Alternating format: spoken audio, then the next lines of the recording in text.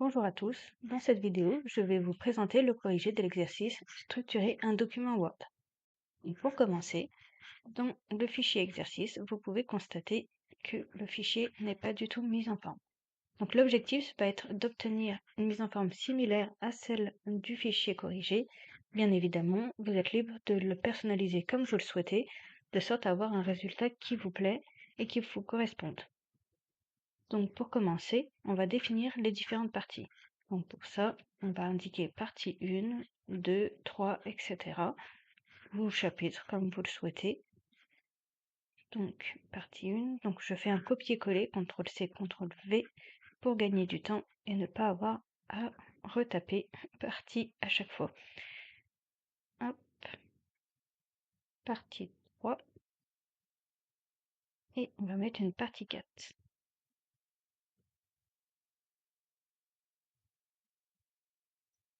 Maintenant, la prochaine étape va consister à appliquer des styles de titre. C'est ce qui va nous permettre de structurer le document. Donc pour cela, on sélectionne le texte ou alors on se positionne tout simplement sur la ligne correspondante et on choisit titre 1. Donc comme vous pouvez le voir, depuis le menu accueil, on a différents styles de titres. Donc normal, c'est le mode par défaut. Et ensuite, on a titre 1, titre 2, titre. Mais vous pouvez aussi en avoir bien plus. Vous pouvez en créer autant que vous voulez, mais en sachant qu'il y a une certaine hiérarchie. Donc le titre, ça va être par exemple pour vraiment le titre du document, pas un titre de partie. Ensuite, titre 1 pour un titre de partie, et ensuite titre 2 pour une sous-partie, titre 3 pour une sous-sous-partie, etc. Le but, c'est vraiment d'appliquer les styles de titres en fonction de la hiérarchie de votre document, de votre plan. Donc tous les titres sont personnalisables. Donc là, on va personnaliser titre 1 et on va faire modifier. Clic droit, modifier. Et donc, je vais choisir une police comme celle-ci. Je vais le mettre en gras et en orange. Bien évidemment, vous pouvez aussi modifier le style de paragraphe, tout ce qui est tabulation, ajouter des bordures. Donc si vous voulez rajouter une barre en bas, par exemple, juste en dessous de la partie, un cadre, etc. Ou même de la numérotation. Donc là, pour cet exemple, on va aller dans la simplicité, donc faire juste une mise en forme personnalisée. Et donc ensuite, vous pouvez l'appliquer à vos différents types de parties. Donc en sachant que lorsque vous mettez à jour lorsque vous modifiez, votre style de titre, si vous effectuez une modification, vous pouvez demander de mettre à jour automatiquement et donc toutes les parties de texte qui auront le même style de titre, eh bien, se mettront à jour avec la nouvelle mise en forme que vous aurez définie.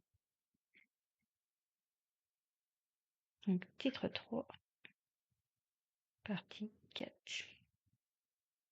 Et donc, pour vous montrer comment ça fonctionne au juste, lorsque vous allez dans Affichage, si vous choisissez Volet de navigation, vous pouvez revoir votre hiérarchie et ensuite aller dessus.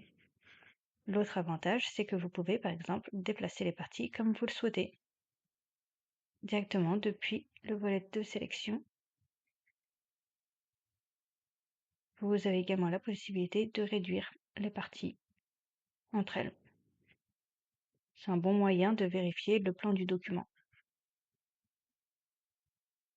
Donc, ensuite, on va passer aux marques de mise en page. Donc, les marques de mise en page permettent de voir toutes les actions qui ont été effectuées. Par exemple, les entrées, les espaces, les sauts de page, etc.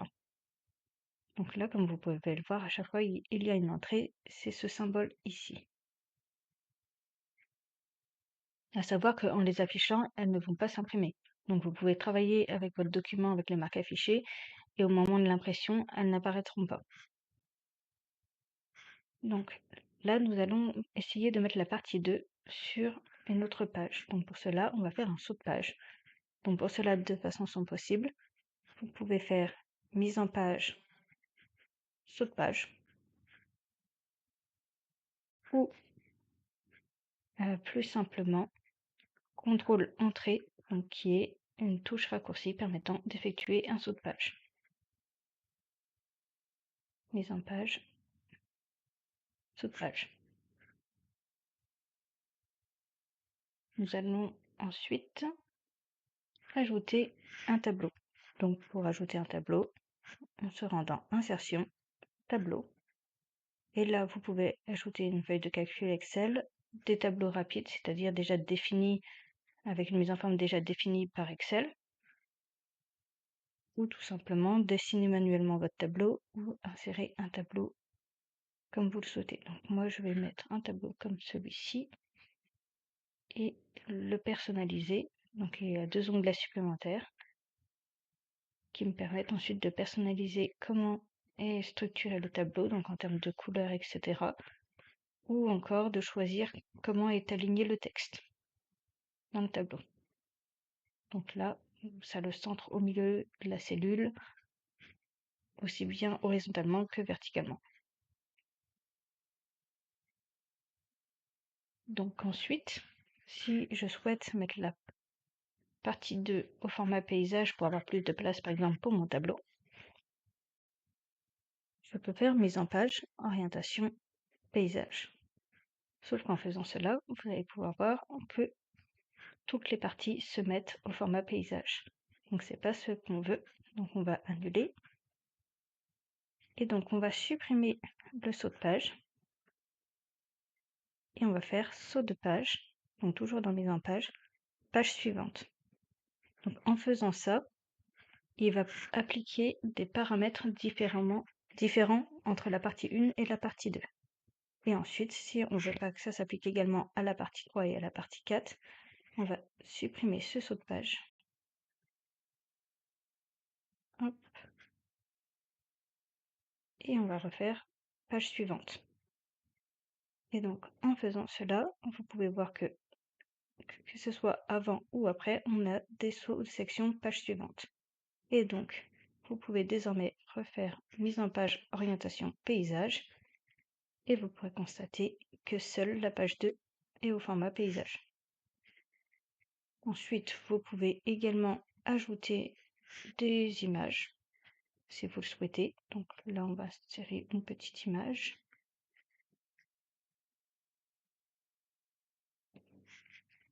Donc là, je vais prendre une image en ligne.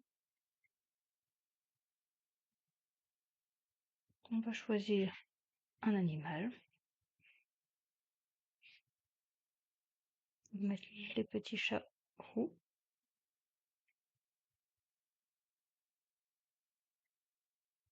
Et donc, comme vous pouvez voir, par défaut, ça se met au travers du texte. Pardon, aligné sur le texte. Et donc, le but, ça va être de choisir la meilleure mise en forme possible pour que ça ne décale pas trop. Donc, moi, ce que je recommande en règle générale, c'est de choisir au travers. Donc là, le texte, il va être en fait, il va encadrer l'image, tout simplement. Ou alors, vous pouvez également mettre devant le texte, mais en faisant ça, vous serez obligé d'appuyer plusieurs fois sur Entrée pour avoir la place nécessaire. Donc là, je mets au travers. Et les petits repères verts permettent de savoir par rapport aux marges où est-ce que je me situe. Et donc, pour que je sois bien aligné à la marge, je suis le repère vert pour mettre mon image. Donc maintenant que ça c'est fait, nous allons ajouter une page vierge pour pouvoir créer un sommaire. Donc pour cela, on va aller dans Insertion, donc juste avant la partie 1, page vierge. Oh, pardon. Donc on va se mettre avant la partie 1, page vierge. Et donc là, on a une page vierge, on va lui enlever son style de titre, parce que comme vous pouvez le voir avec le petit triangle, le style de titre est appliqué. Donc on va remettre en normal. Et donc, je vais lui demander de créer un sommaire. Donc comme on a ajouté des styles de titre, c'est ce qui va permettre, dans l'onglet références, à Word d'identifier les différentes parties. Et donc en faisant table des matières, donc vous pouvez en choisir plusieurs, celui que vous souhaitez. Donc là, le plus simple, table des matières.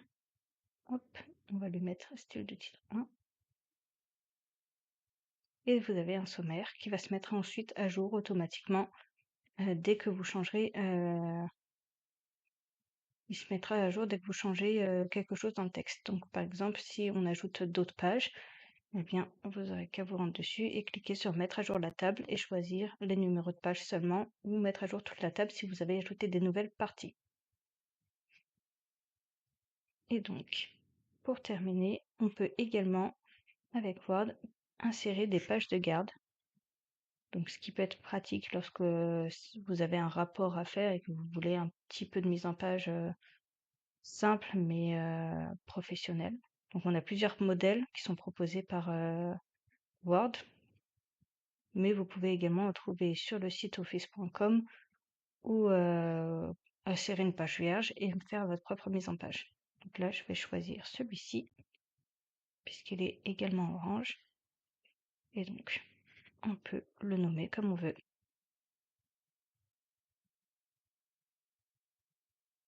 Et donc, automatiquement, il détecte que je suis Émilie Pinault et il met mon nom au document.